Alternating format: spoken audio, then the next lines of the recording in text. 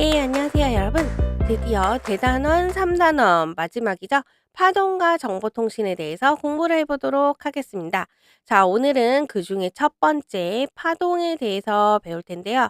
자, 파동에 대해서 배우기 전에 파동에 나오는 용어들 먼저 살짝 살펴보고 본격적인 내용 시작하도록 하겠습니다.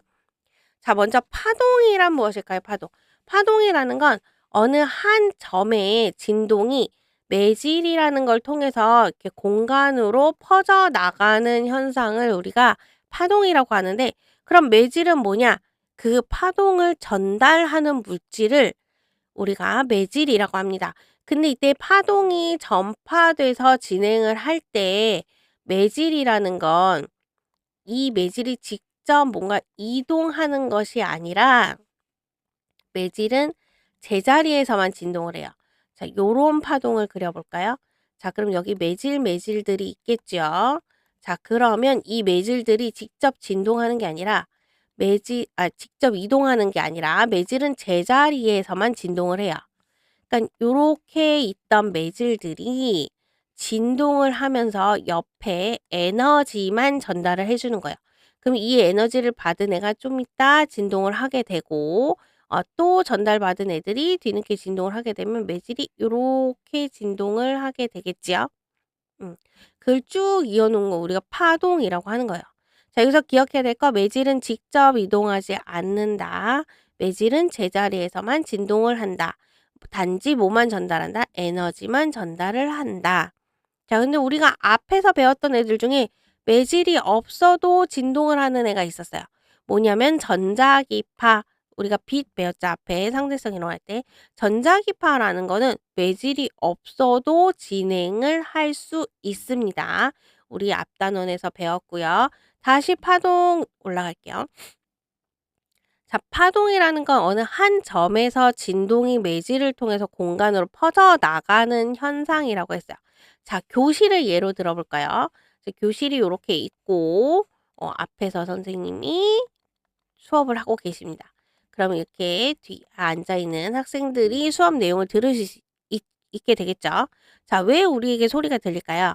자, 선생님이 말을 한다는 건 선생님의 성대가 진동을 하게 되는 거고, 그 성대가 진동을 하면서 성대 주변에 있는 매질인 공기를 진동시키는 거예요. 자, 그러면 그 공기가 주변의 다른 공기들을 다시 진동을 시키면서 퍼져나가겠죠? 이게 바로 뭐라고요? 파동이고요. 자, 이때 퍼져나간 에너지가 여러분의 고막을 진동시키게 되는 거예요. 그러면 그 진동이 뇌를 자극을 해서 소리를 인식을 하게 되는 거죠. 이해됐나요? 요런 게 파동이에요. 그리고 파동이 시작되는 요런 점을 우리가 파원이라고 한다는 거, 요것도 참고로 알아두시기 바랍니다. 자, 그럼 이런 파동에는 두 가지 종류가 있어요.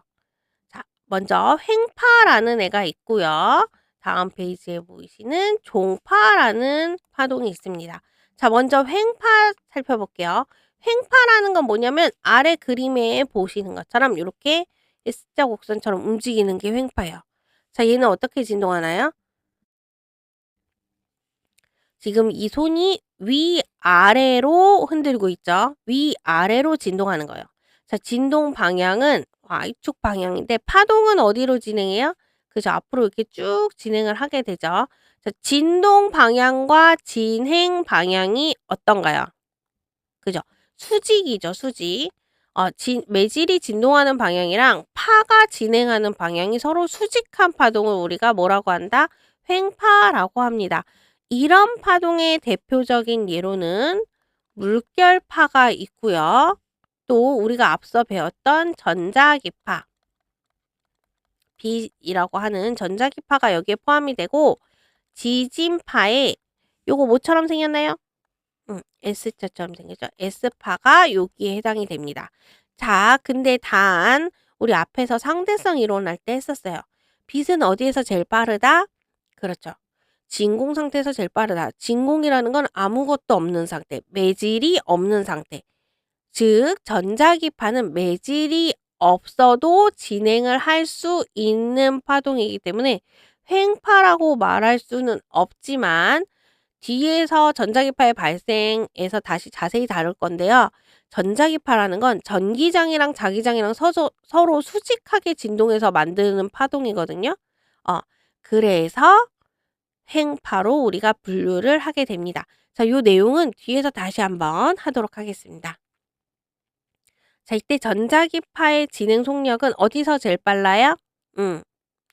매질이 없는 진공 상태에서 제일 빠르댔으니까 진공이 뭔가 물질, 매질이 있는 곳에서보다는 빠르다 하는 거 알아두시기 바랍니다. 자, 그럼 종파 보겠습니다. 자, 종파는 이번에는 어디로 흔드나요? 자, 요거 용수철이고요. 용수철을 지금 앞뒤로 흔들고 있는 거예요. 자, 그럼 파동이 어디로 진행해요? 이렇게 앞으로 진행을 하게 되죠. 자, 이번에는 매질이 진동하는 방향과 진행하는 방향이 어떤가요? 같죠? 나란한 요런 파동을 우리가 종파라고 합니다. 종파의 대표적인 예는 소리가 있어요. 음파가 있고요. 초음파가 여기에 해당이 됩니다.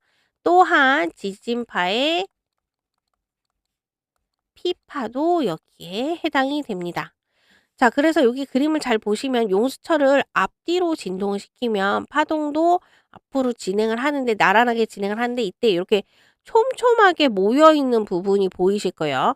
자, 요런 부분은 우리가 밀한 부분이라고 하고 여기 밀한 부분이고 이렇게 듬성듬성 떨어져 있는 요런 부분을 소한 부분이라고 해요. 밀한 부분, 소한 부분 알아두시기 바랍니다.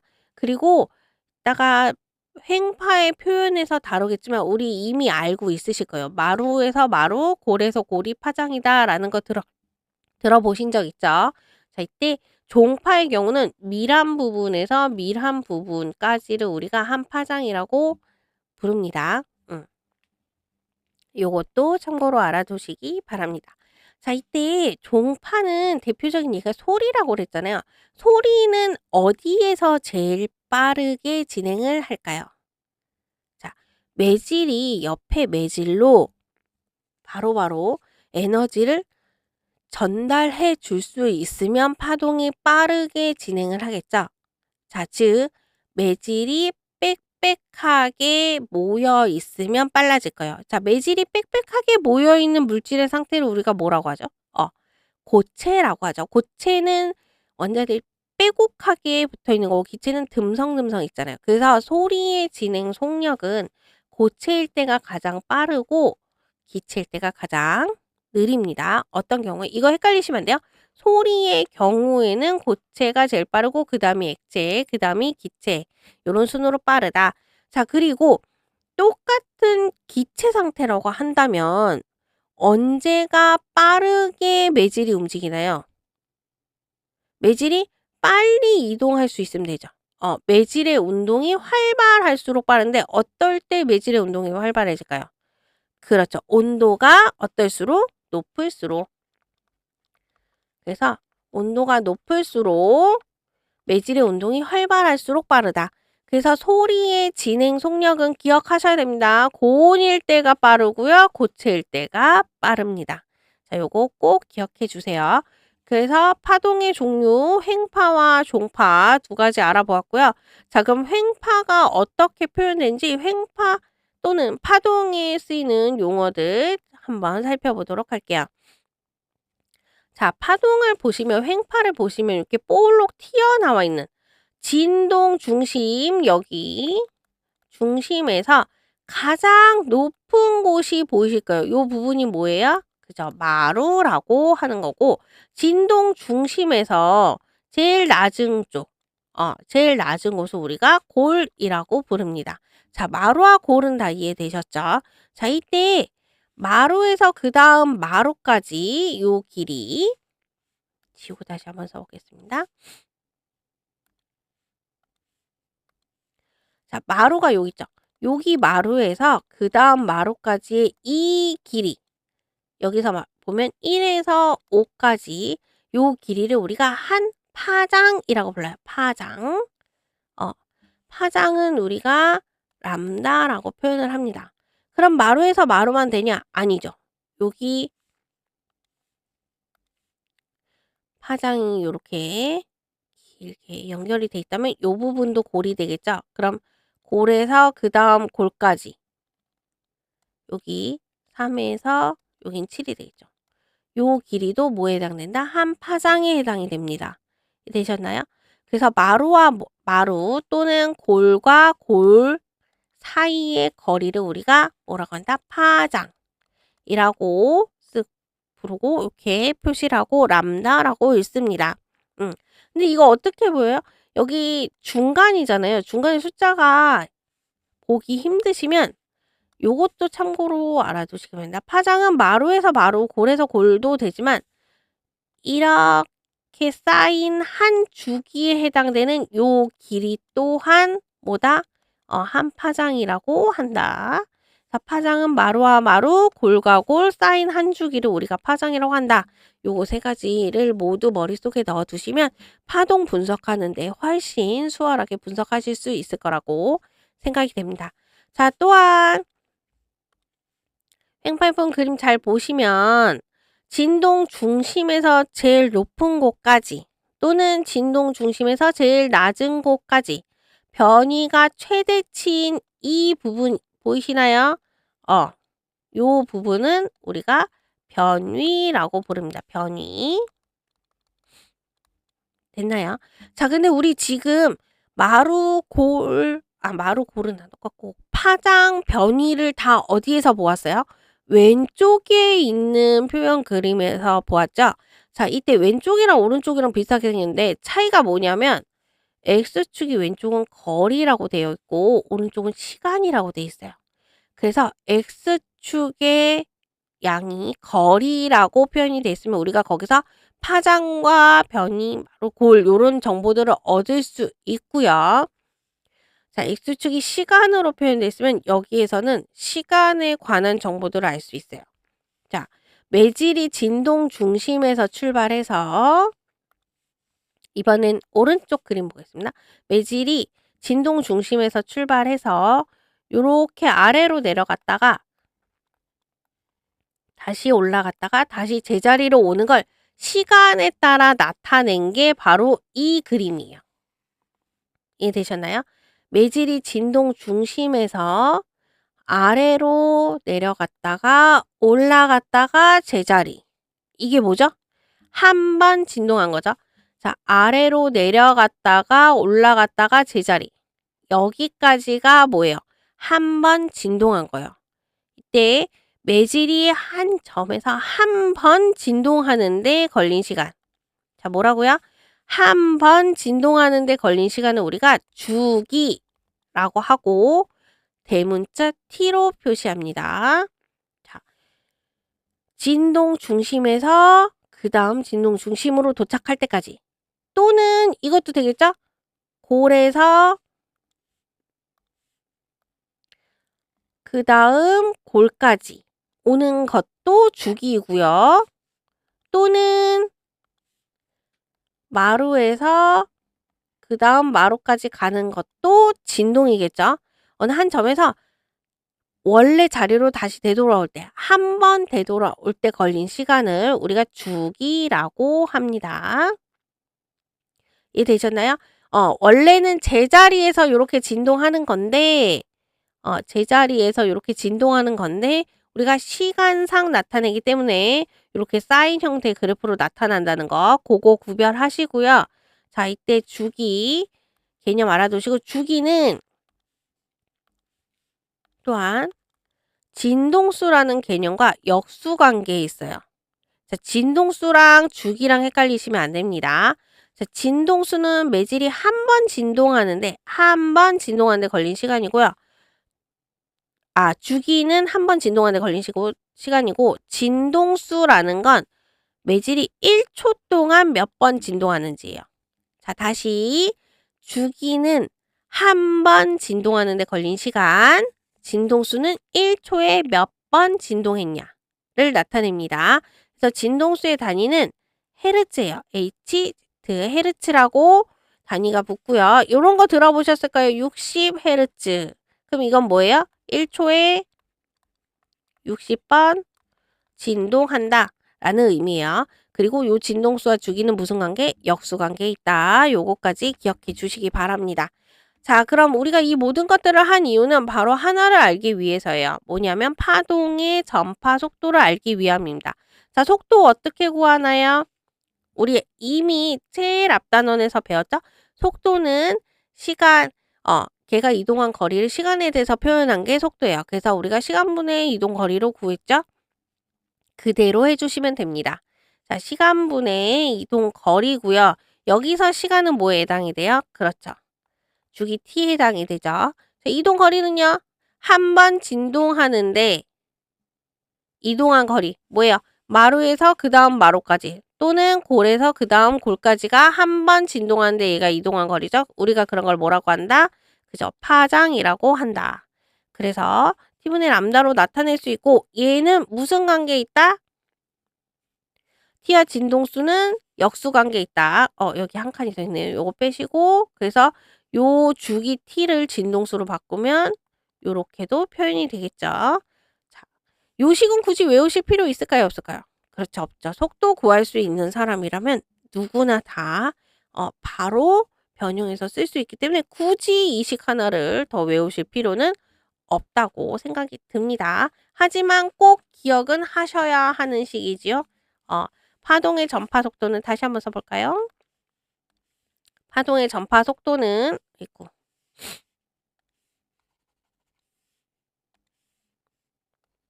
파동의 전파 속도는 주기분의 파장으로 구할 수 있고 얘는 진동수 곱하기 파장으로도 구할 수 있다. 자, 요 식은 반드시 기억해 주시기 바랍니다. 자, 이어서 매질에 따른 파동의 속력 비교해 보도록 하겠습니다.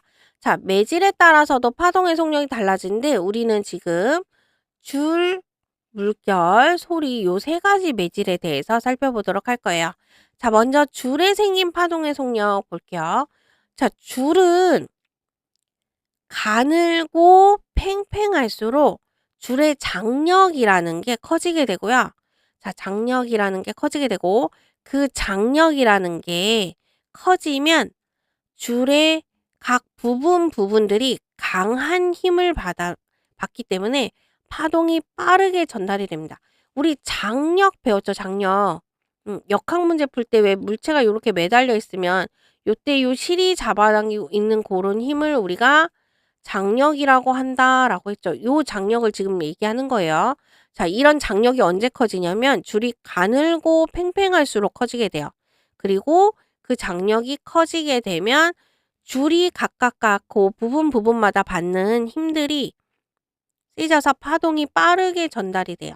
그래서 줄에 생긴 파동의 속력은 줄이 가늘수록 또 팽팽할수록 빨라진다.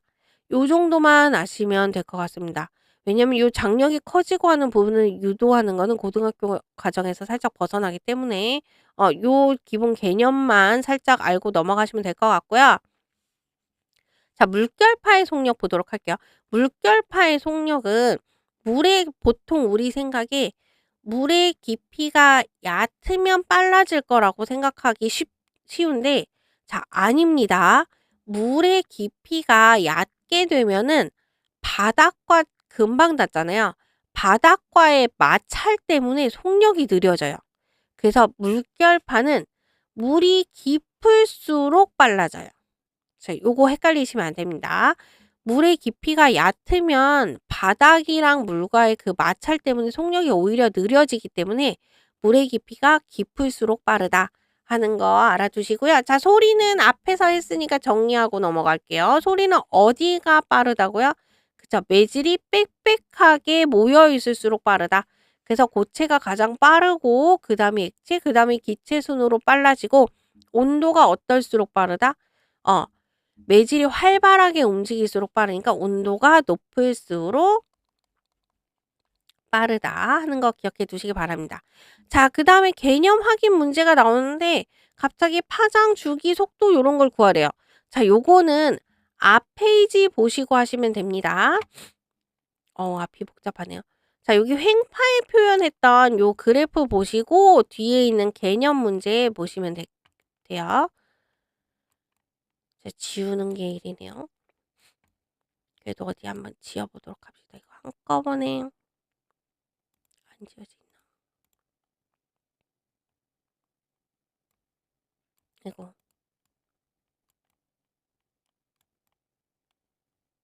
일단 숫자가 보여야 되니까 숫자를 다 지어 보고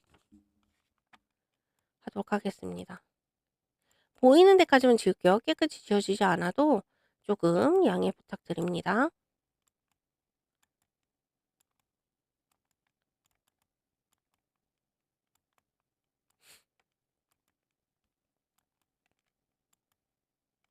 자, 그리고 우리의 이 수업 영상은 동영상이라는 큰 장점이 있어요, 여러분. 여러분 필요한 부분 먼저 보실 수 있고요. 속력이 너무 느리면 재생 속도를 빠르게, 너무 빠르면 느리게 조절해서 보실 수 있고, 어, 앞뒤가 너무 불필요한 내용이 많다 하면은 여러분들이 스킵해서 보실 수도 있어요. 적당히 본인에게 맞춰서 조절해서 보시면 될 것 같습니다. 자, 이제 숫자가 어느 정도 보이니까 문제 풀어 볼게요. 자, 요 다음 페이지에 있는 아니 문장이래. 문제를 보시고 그래프는 앞 페이지 거 보시면 됩니다. 음. 자, 왔다 갔다 여러분들은 페이지를 보시고 선생님은 지금 화면을 왔다 갔다 전환하기 힘드니까 여기에 바로 풀도록 하겠습니다. 자, 먼저 첫 번째 뭐 물어봤나요? "이 파동의 파장은?" 하고 물어봤어요. 1번. "파장은?" 하고 물어봤네요. 파장은 어디에서 어디? 마루에서 마루까지 아니면 골에서 골까지 또는 사인 요 사인 한 주기에 해당되는 길이. 바로 읽으시면 되죠? 얼마? 그죠? 4 미터. 바로 이렇게 눈으로 푸실 수 있어요. 자, 2번은 뭐 물어봤을까요? 이 파동의 진폭. 진폭 보통 A라고 표시해요. 진폭이 뭐였죠? 아까 선생님 진폭 뭐라고 했죠? 진폭은 진동 중심에서 최대치까지의 크기를 진폭이라고 합니다. 그럼 얼마예요? 요것도 바로 3 단위가 센티미터네요. 센티미터 이렇게 바로 써 주시면 되겠죠? 음. 요 길이가 진폭에 해당된다 하는 거 알아두시고. 자, 세 번째는 "이 파동의 주기는?" 하고 물어봤네요. 주기는 하고 물어봤으니까 왼쪽 거 더 이상 보시면 안 되죠? 뭐 봐야 돼? 어. 오른쪽 거 보셔야 돼요, 오른쪽. 주기는 오른쪽 거 보시면 주기 한 번 진동하는 데 걸린 시간이 이랬어요. 출발해서 그다음 제자리까지 돌아왔을 때 시간 얼마 걸렸어요? 2초 걸렸네요. 그럼 주기는 2 초고 자, 4 번은 "이 파동의 진동수는?" 하고 물었어요. 진동수는 뭐라고요? 주기와 역수관계. 그러면 2분의 1 이니까 얼마? 0.5 헤르츠 요렇게 구하시면 되겠네요. 자, 마지막 5 번. 5번 뭐 구하래요? "이 파동의 속력은?" 하고 물었어요. 자, 속력 어떻게 구하나요? 시간분의 거리. 이때 시간은 주기, 거리는 파장. 우리 거리, 파장, 주기 다 구했으니까 바로 구하실 수 있겠네요. 음.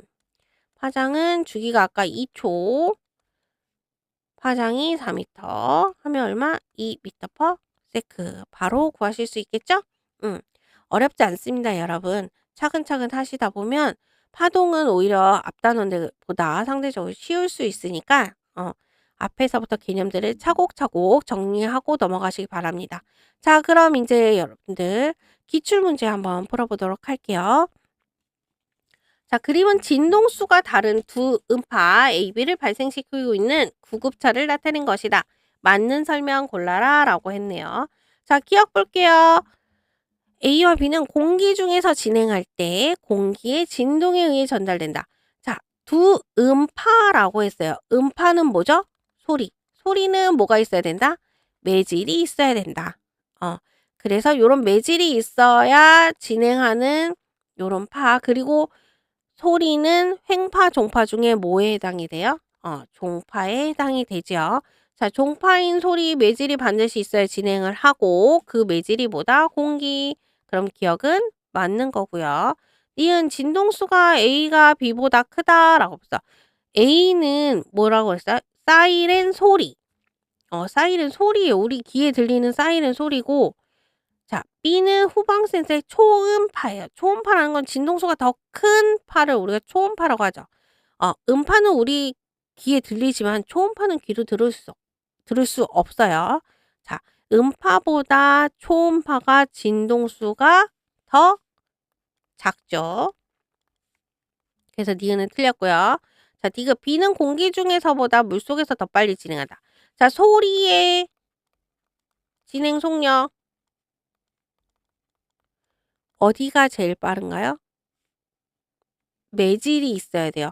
매질이 빽빽할수록 같은 매질이라면 매질의 온도가 높을수록 빠르다라고 했어요. 자, 지금 공기냐 물이냐 물어봤으니까 매질의 상태에 따라 달라지는데 고체가 제일 빠르고 그다음이 액체, 그다음이 기체라고 그랬죠. 그래서 공기 중이 물속에서보다 이거 빠르게가 아니라 느리게 진행한다. 잘못 읽었네요, 선생님. 큰일 날 뻔했다. 공기 중에서보다 물이 빠른 거 맞죠?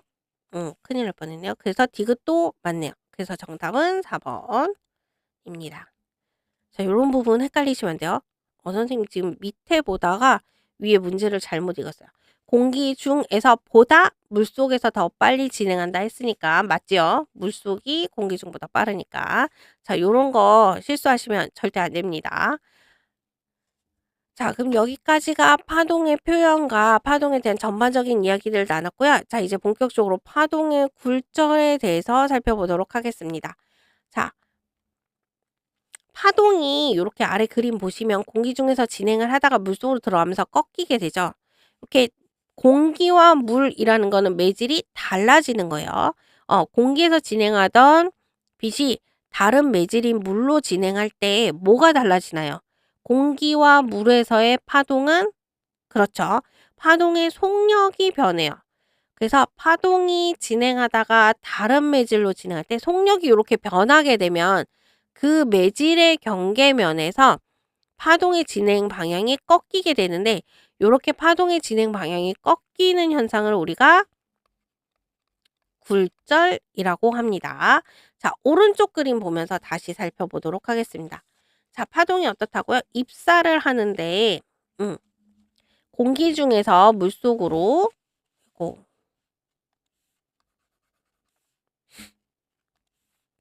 공기 중에서 물속으로 지금 이렇게 입사를 하는데 자, 이때 보시면 가운데 선이 하나 있죠. 매질에 수직하게 내려 그은 이 선 보이시나요? 요 매질 있고 공기와 물 경계에 요 경계에 수직하게 90도로 요렇게 그어 놓은 이 선을 우리가 법선이라고 합니다. 그 법선과 입사하는 각이 이루는 각을 우리가 입사각이라고 하고요. 뭐와 뭐가 이루는가? 입사광선과 아니면 입사하는 파동과 법선이 이루는 각을 우리가 입사각이라고 하고 또 법선과 굴절되는 파가 이루는 요 각을 뭐라고 한다고요? 그죠? 굴절각이라고 합니다. 자, 입사각, 굴절각을 정확하게 아셔야 뒤에 전반사까지 이해하실 수 있어요. 자, 입사각 다시 한번 합니다. 법선과 입사하는 파 이루는 각. 자, 굴절각은 법선과 굴절하는 파가 이루는 각이에요. 자, 간혹 보면은 이 매질의 경계랑 여기를 굴절각이라고 생각하시는 분도 있어요. 이게 굴절각은 아닙니다, 여러분. 요거라고 착각하시면 안 돼요. 노란색이라고 착각하시면 안 되고요. 뭐다? 법선과 굴절하는 각이 이루는 요게 굴절각이다. 요거 정확하게 알고 넘어가셔야 됩니다. 이어서 파동의 굴절에 관한 법칙 공부해 보도록 하겠습니다. 자, 빛이란 게 매질 1에서 매질 2로 어떤 매질에서 다른 매질로 입사할 때는 아래 보시는 요런 관계가 성립을 합니다. 요런 관계를 우리가 굴절 법칙 또는 스넬 법칙이라고 부릅니다. 자, 요 법칙 당연히 기억하셔야 되고요. 기억을 하되 우리가 단순히 기억하는 게 아니라 여러분이 직접 손으로 한번 유도를 해 보시면 훨씬 기억이 잘 될 거라고 생각을 합니다. 단순히 이해해서는 문제를 푸실 수가 없어요. 내용을 이해해야지만 다양한 응용 문제들을 푸실 수 있기 때문에 직접 한번 유도를 해 보시는 걸 권장합니다. 웬만하면 꼭 해 보세요. 자, 일단 여기 sin R, sin I라고 써 있는데 요 I는 입사각이에요. 입사, R은 굴절에 관한 거고요. 파동의 속력과 N은 굴절률인데 굴절률은 살짝 밑에서 설명하도록 할게요. 자, 요거에 대한 관계식들을 나타낸 거예요. 그러려면 아래 그림을 조금 봐 주시기 바랍니다. 자, 파동의 굴절이라고 했는데 우리가 지금까지 보았던 파동은 이런 파동이에요. 그죠? 근데 갑자기 선으로 나타나게 되죠. 음. 이때 여기 하얀 선을 우리가 파면이라고 하는데 파면은 말하자면 요 파동의 윗면을 생각하시면 됩니다. 이 윗면이면 여기 마루죠. 여기도 마루죠. 응. 마루와 마루들을 쪼르륵 이어 놓은 선이 이 하얀 선이라고 생각하시면 돼요. 그럼 이 흰 선과 흰 선 사이는 어디에 해당이 될까요? 그죠. 바로 람다 파장에 해당이 되겠죠. 어.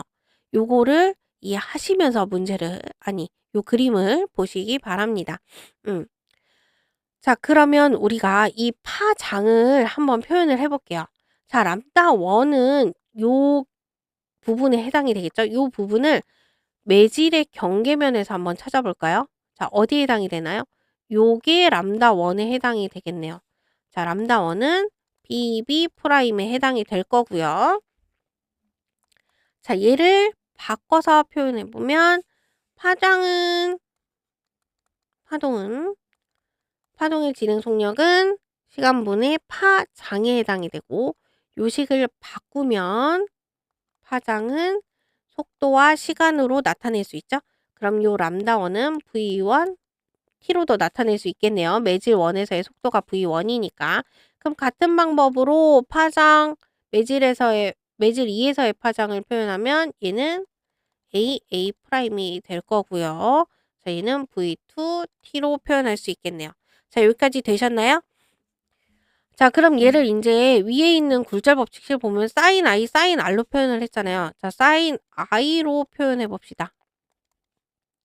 sin I는 자, 여기가 입사각이에요. 그러면 찾으면 요 부분이 입사각 I가 되겠죠. sin은 여기가 직각이니까 이렇게 sin I가 형성이 되겠네요. 그러면 AB 프라임 분의 BB 프라임으로 표현할 수 있고 얘는 AB 프라임 분의 람다 1이라고 표현할 수 있겠죠? 자, 요거 다시 바꿔보면 AB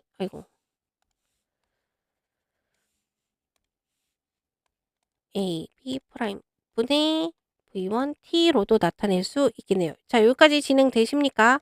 자, 그럼 sin R 굴절각도 한번 표현해 봅시다.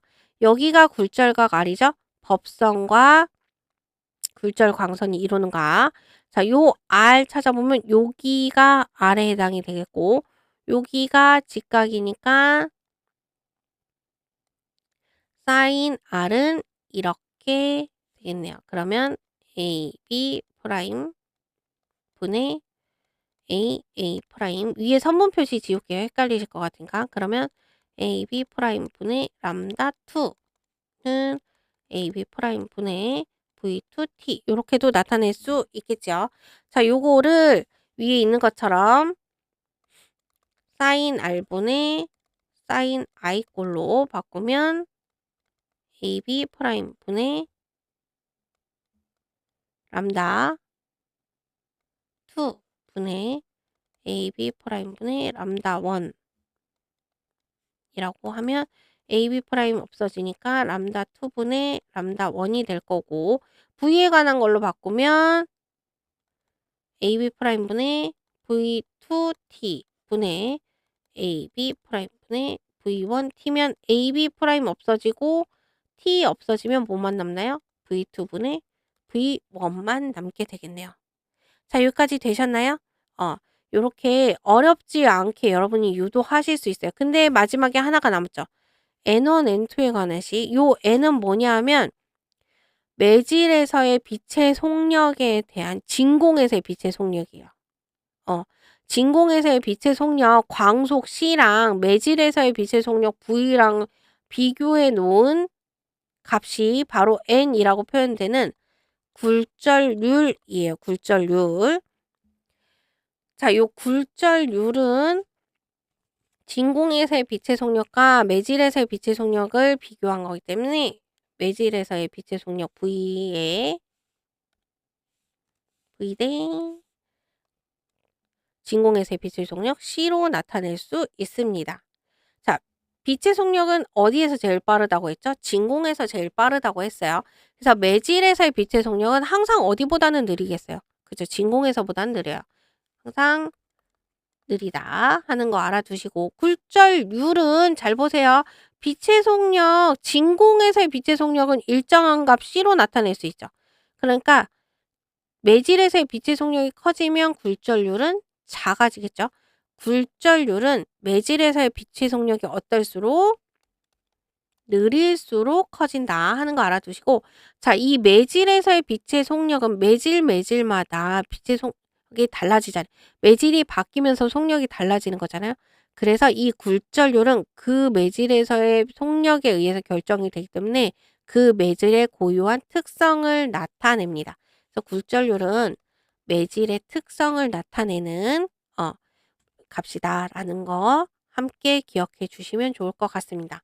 자, 그래서 아래에 마지막 굴절률에 대한 식까지 합쳐서 유도를 해볼게요. 자, 빛이 매질 1에서 지금 매질 2로 진행을 하게 됩니다. 이때 우리 앞에서 했던 굴절 법칙 다시 한번 써볼게요. 사인 R분의 사인 I는 파장 람다2분의 람다1 속도 V2분의 V1 이렇게 나타낼 수 있죠. 이때 속력과 굴절률 비는 반대잖아. 자, 요 굴절률 식을 속력의 식으로 바꾸면 N분의 C로 바꿀 수 있죠. 자, 그러면 V2는 N2분의 C로 바꿀 수 있고 V1은 N1분의 C로 바꿀 수 있네요. 자, C 없어지면 뭐만 남나요? 그죠? N1분의 N2만 남네요. 자, 요게 바로 상대 굴절률 N12라는 건데 자, 여기 잘 보시면요. 지금 사인 R은 굴절되는 부분이고 사인 I는 입사각에 해당되는 거예요. 입사 굴절. 그러면 굴절되는 파동의 파장. 입사하는 파동의 파장. 여기 잘못 썼네. 원이죠. 여기 원. 그러면 속도도 굴절파의 속도, 입사파의 속도 이렇게 되는데 굴절률만 1, 2가 서로 뒤바뀐 상황이에요. 요거 기억하셔야 돼요. 입사에 해당되는 거 입사에 해당되는 건데 여기 부분만 굴절에 해당되는 거. 여기도 굴절에 대한 거 굴절에 대한 건데 여기 부분만 입사. 얘만 반대로 되어 있다는 거. 주의해서 보시고요. 얘를 정리를 하면 N1 사인 I는 N2 사인 R. 자, 굴절에 관한 거, 입사에 관한 거 요렇게 모아서 정리해서 쓸 수 있다. 이게 바로 뭐다? 스넬 법칙이다 하는 거 알아두시면 됩니다. 자, 그럼 계속해서 뒤로 넘어가 보도록 할까요? 자, 이번에는 매질에서의 빛의 굴절 정도가 어떻게 달라지는지 비교를 해보도록 합시다. 자, 똑같이 공기 중에서 입사하는 빛이에요. 굴절되는 매질이 다릅니다. 물, 유리, 다이아몬드 이렇게 세 가지가 있네요. 굴절각은 어디가 제일 큰가요? 숫자로 주어졌죠? 굴절각은 법선과 굴절광이 이루는 각을 우리가 굴절각이라고 하고 물이 30도로 가장 크고 다이아몬드가 19도로 가장 작네요. 자, 그럼 굴절하는 정도는 누가 더 클까요? 자, 굴절각이 이거고 굴절하는 정도는 매질의 경계에서 얼만큼 꺾였냐. 매질의 경계에서 얼만큼 꺾였냐가 굴절하는 정도예요. 그럼 얘는 70만큼 꺾였고 유리는 얼마만큼 꺾였나요? 62만큼 꺾였네요. 자, 얘도 61 아니다. 71만큼 갑자기 산수가 안 나요. 71만큼 꺾였네요. 자, 그럼 굴절되는 정도는 어떤 게 제일 가장 큰가요? 그죠? 다이아몬드가 가장 컸고 그다음이 유리, 그다음에 물이 가장 작네요. 자, 입사각이 같을 때 굴절각이 어떨수록 빛의 굴절 정도가 큰가요? 그래서 굴절각이 작을수록 빛이 굴절하는 정도가 크게 되죠. 자, 요거 기억하시고요. 입사각이 같을 때 굴절각이 작을수록 굴절하는 정도가 크고, 자, 빛의 속력은 어디가 제일 빠르다? 공기가 제일 빠르다. 그럼 굴절률은 속도와 반비례. 자, 요거 굴절률은 속도 분의 광속이니까 속도가 느릴수록 굴절률이 크다고 그랬어요. 자, 그럼 속도가 느릴수록 굴절률이 크니까 굴절률은 누가 제일 커야 돼요? 다이아몬드. 공기가 가장 굴절률이 작겠네요. 그래서 요 문장도 기억해 주세요. 빛의 굴절 정도가 클수록 빛의 속력은 느려지고 굴절률은 커진다 하는 거 기억해 두시기 바랍니다. 그래서 실제로 진공에서의 굴절률은 1이고요. 공기 중에서의 진공률은 1.0003이고 물의 굴절률이 1.33, 유리의 굴절률은 유리마다 또 틀린데 대략 1.5에서 1.9 범주 안에 들어가고요. 다이아몬드의 굴절률은 2.42로 실제로도 가장 큽니다. 자, 이 숫자는 외우실 필요는 없어요. 지금 우리가 했던 내용을 실제 눈으로 대소 비교를 하기 위해서 적어 드린 거니까 자, 요 수치들은 굴절률 수치는 외우실 필요는 없습니다. 여러분이 기억하셔야 될 거는 빛의 굴절 정도가 클수록 빛의 속력이 느려지고 굴절률이 커진다 하는 거 요것만 기억하시면 됩니다. 자, 그럼 이번에는 물결파의 진행 방향과 굴절에 대해서 보도록 할게요. 자, 왼쪽은 깊은 물에서 얕은 물로 진행을 하는 지금 물결파입니다. 자, 우리가 통상적으로 얕은 물이 위에 깊은 물이 밑이라고 생각하지만 지금 왼쪽 그림은 깊은 물에서 얕은 물로 진행을 하니까 입사파가 깊은 물, 굴절되는 곳이 얕은 물입니다. 자, 그럼 깊은 물과 얕은 물 어디가 속력이 빠르죠? 우리 앞에서 했어요. 물의 깊이가 깊을수록 진행 속력이 빠르다고 그랬어요. 왜? 얕은 물은 바닷가의 마찰 때문에 속력이 느려진다고 했잖아요. 그래서 속력이 깊은 물에서 얕은 물로 가는 건 속력이 어느 쪽에서 어느 쪽으로? 그쵸. 속력이 빠른 쪽에서 느린 쪽으로 진행하는 경우예요. 자, 그럼 파동의 진행 속력 V1, V2는 어디가 더 큰가요? 그죠? V1이 더 크고 자, 이때 진동수는 바뀌면 될까요? 안 될까요? 진동수.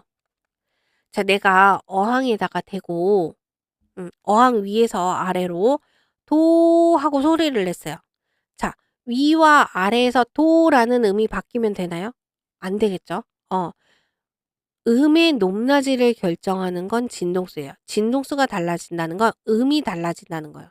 그런데 같은 음이 진행돼야 되니까 진동수는 바뀌면 안 되겠죠. 그래서 진동수는 같다. 그럼 파장은 1, 2가 어디가 더 커야 할까요? 자, 파동의 진행 속력, 주기분의 파장으로 나타낼 수 있었고 주기와 진동수는 역수라 요렇게 표현이 된다라고 했어요. 자, 파동의 진행 속력은 진동수가 같으므로 속력이 빠를수록 파장도 커지겠네요. 그러면 V1이 파장이 클 거고 입사각 굴절각도 큰 쪽이 크니까 입사각이 클 거고 굴절률은요. 자, 굴절률은 속도분의 진공에서의 속도예요. 그래서 속력이 빠를수록 굴절률은 작아진다 했으니까 얘만 반대겠네요. 자, 요 표 채우실 수 있겠죠? 자, 요게 빨리빨리 채워지지 않는다면 내용을 제대로 숙지 안 한 거기 때문에 화면을 정지하고 다시 앞에 내용 정확히 살펴보신 후에 진도 나가시기 바랍니다. 자, 오른쪽은 얕은 물, 오타가 있네요. 얕은 물에서 깊은 물로 진행할 때예요. 그럼 속력이 어느 쪽에서 어느 쪽? 그렇죠. 속력이 느린 쪽에서 속력이 빠른 쪽으로 진행하는 경우예요. 그래서 입사가 얕은 물, 굴절이 깊은 물. 그러면 속도는 어디가 빠르다? 깊은 쪽이 빠르니까 V2가 이번엔 빨라야 하고 진동수는 같아야 하고요. 파장은 속도와 같이 비례하니까 람다2가 커야 되고 각도도 굴절각이 더 커야겠네요. 자, 그렇다면 굴절률은 반대니까 이번에는 1이 더 커야겠죠? 어, 물결파의 진행 속력, 파장, 굴절률, 입사각, 굴절각, 대소 비교는 충분히 하실 수 있어야 합니다, 여러분. 자, 여기까지 파동의 전반적인 내용과 굴절에 대한 이야기 나눴고요. 그럼 우리 주위에서 실제로 굴절이 어디에서 일어나는지 사례들 보면서 다시 한번 굴절 복습하도록 하겠습니다. 자, 우리 주위에서 볼 수 있는 굴절 첫 번째는 낮과 밤이에요. 자, 낮과 밤의 굴절은 여러분 속담 하나만 외우시면은 끝납니다. 자, 표 밑에 나와 있는 속담 굉장히 중요합니다. 낮말은 누가 듣는다고요? 새가 듣고 밤말은 쥐가 듣는다. 이게 뭐야? 새는 어디에 있죠? 하늘 위에 있죠. 소리가 낮에는 위로 굴절하고 밤에는 쥐가 있는 아래로 굴절한다는 의미예요. 자, 실제로도 그런지 한번 위에 그림 보면서 차근차근 살펴보도록 하겠습니다. 자, 낮에는 공기 온도가 어디가 뜨겁나요? 그죠? 땅이 뜨겁고 하늘이 상대적으로 온도가 낮죠. 그래서 공기 온도는 지면이 높아요. 자, 온도가 높을수록 파동의 진행 속력이 빠르다고 했으니까 지면이 속력이 더 빠를 거고 소리의 진동수는 바뀌면 안 되겠죠? 진동수는 일정해요. 자, 그럼 파장은 어디가 더 길어요?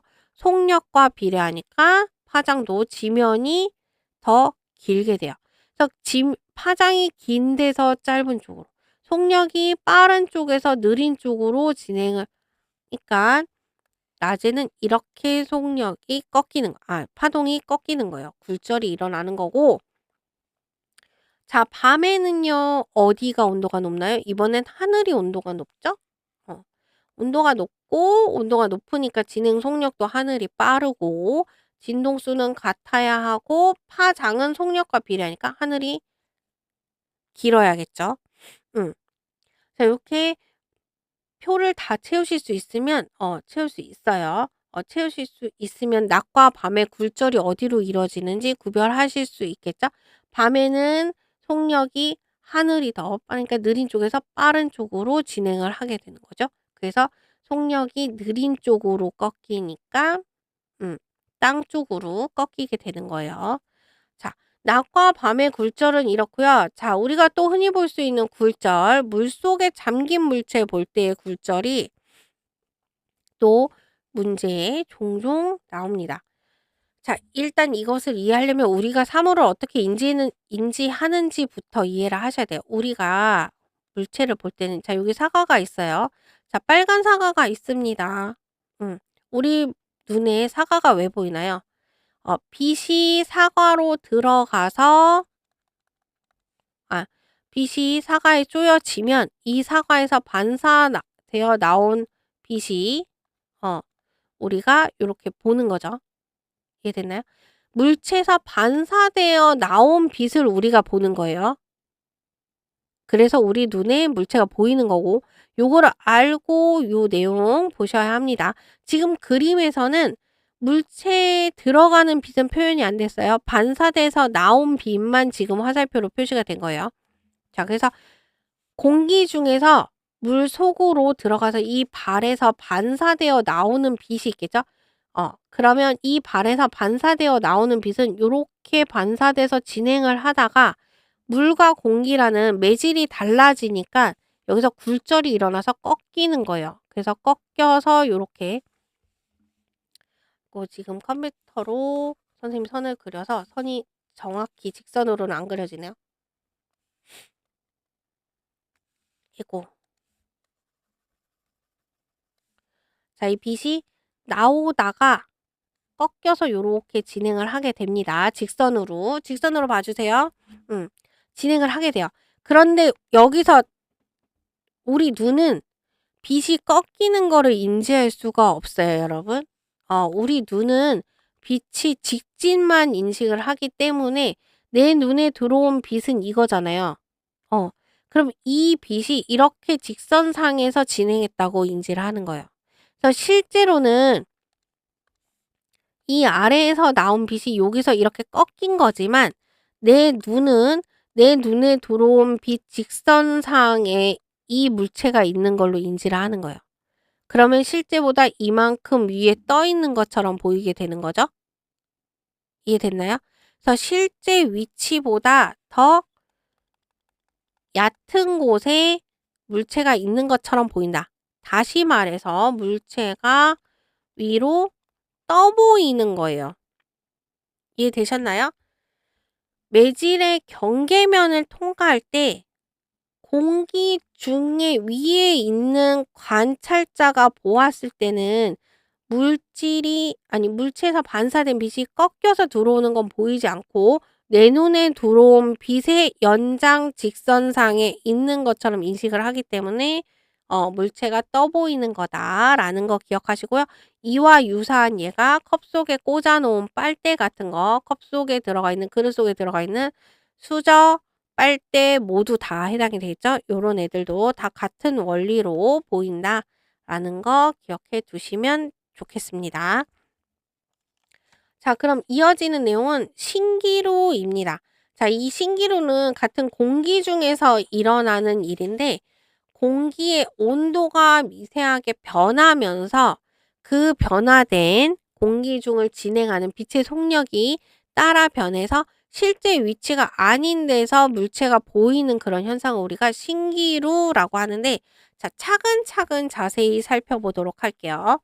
자, 지면에 가까울수록 어떻게 되나요? 온도가 올라가게 되겠죠. 지면에 가까울수록 뜨거우니까 온도가 올라갈 거고 온도가 올라가면 공기 분자들이 활발하게 운동하니까 파동의 진행 속력이 빨라지겠죠. 자, 분자들이 활발하게 운동하니까 띄엄띄엄띄엄 떨어져 있어요. 그럼 공기의 밀도는 낮아지고 자, 굴절률은 속도에 반비례하니까 속도가 빨라지면 굴절률은 작아지겠죠. 자, 여기까지 이해되셨나요? 그래서 물체에서 빛이 반사돼서 요렇게 나오면 온도가 계속 변하니까 그 온도에 따라서 진행하는 속력이 달라지고 진행하는 속력이 달라지면 굴절률이 계속 바뀌잖아요. 그래서 바뀌는 굴절률에 따라서 변화가 일어나는데 굴절률이 어떻게 되냐? 속력이 지면에 가까워질수록 빨라지니까 굴절률은 점점 작아지겠죠. 물체에서 튀어나온 빛이 굴절률이 계속 작아지니까 요렇게 굴절을 하는데 곡선 형태로 굴절을 하면서 진행을 해서 사람 눈에 들어가는 거예요. 그런데 앞에서 뭐라고 했죠? 물속에 담긴 발할 때 그래서 사람은 굴절돼서 들어오는 빛을 인지 못하고 자기 눈에 들어온 빛에 직선상 어딘가에 그 물체가 있다고 인식을 한다라고 했죠. 그래서 연속적으로 굴절률이 작아져서 곡선 형태로 빛이 휘어져서 진행을 하지만 사람 눈에 들어온 빛은 사람은 그 직선상 어딘가에 물체가 있다고 보기 때문에 요 주황색 선 따라서 진행한 것처럼 보게 돼서 엉뚱한 위치에 그 물체가 있는 것처럼 보이는 신기루 현상이 일어난다 하는 거고 이 신기루 현상과 유사한 현상이 바로 도로에서 볼 수 있는 아지랑이 현상이에요. 그래서 함께 알아두시면 좋을 것 같습니다. 자, 다음은 렌즈에 대한 이야기 나눠볼까요? 자, 렌즈는 만들어진 물체죠. 어떤 물질로 만들었냐면 빛의 속력이 공기 중에서보다 이 안에 들어갔을 때 느려지는 물질로 만든 게 렌즈예요. 그래서 공기에서 렌즈로 입사할 때 공기 중보다 속력이 느려지니까 뭐가 더 커야 돼요? 입사각이 더 커야 되고 렌즈에서 공기로 빠져나올 때는 속력이 느린 쪽에서 빠른 쪽으로 가니까 굴절각이 커져야 돼요. 그래서 그 안에 있을 때 속력이 느려지게 만든 물질로 만든 게 렌즈예요.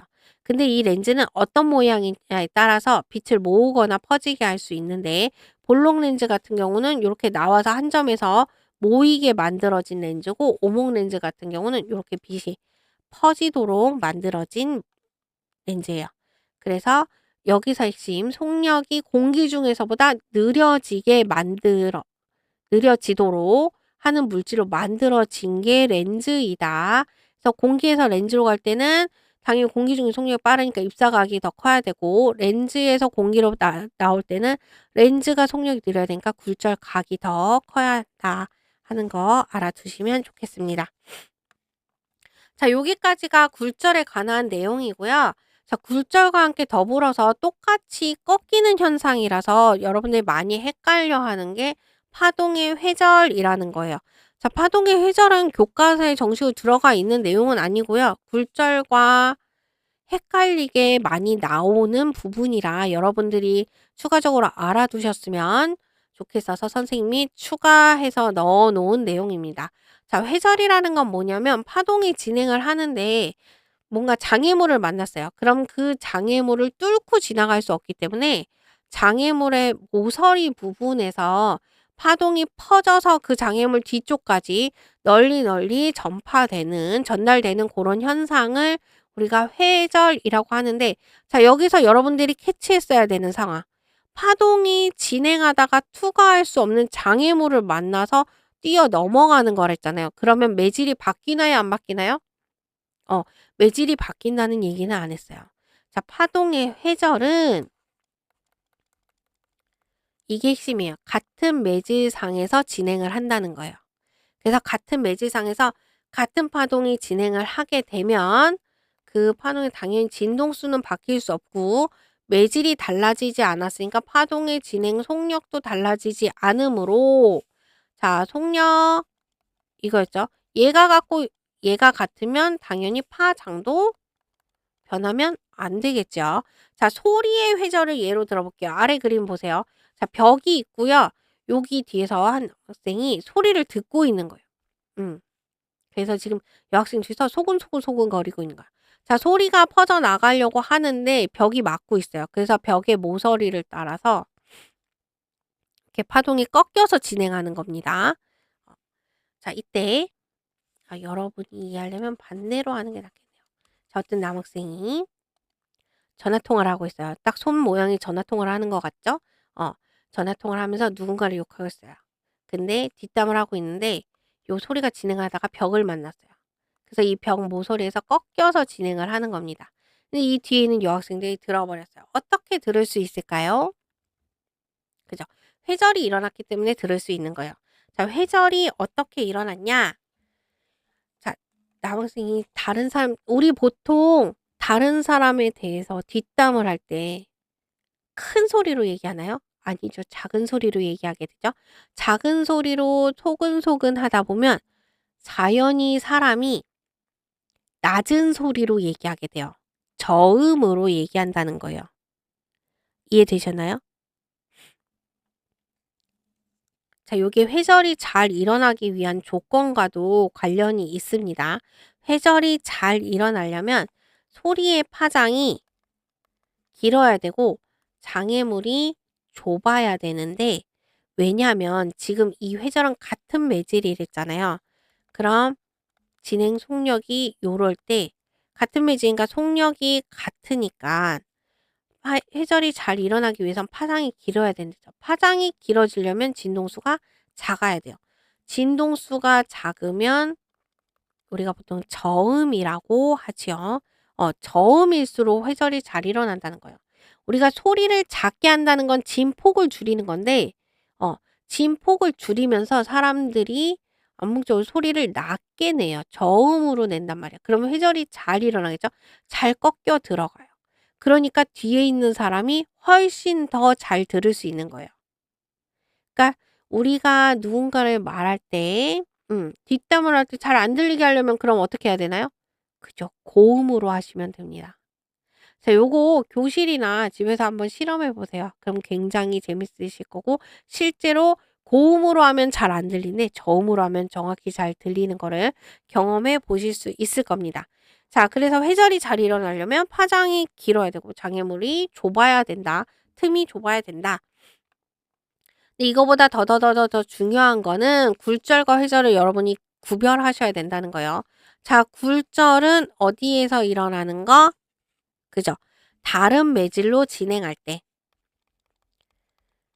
다른 매질로 진행할 때 소리가 꺾이는 현상을 우리가 굴절이라고 하고, 회절은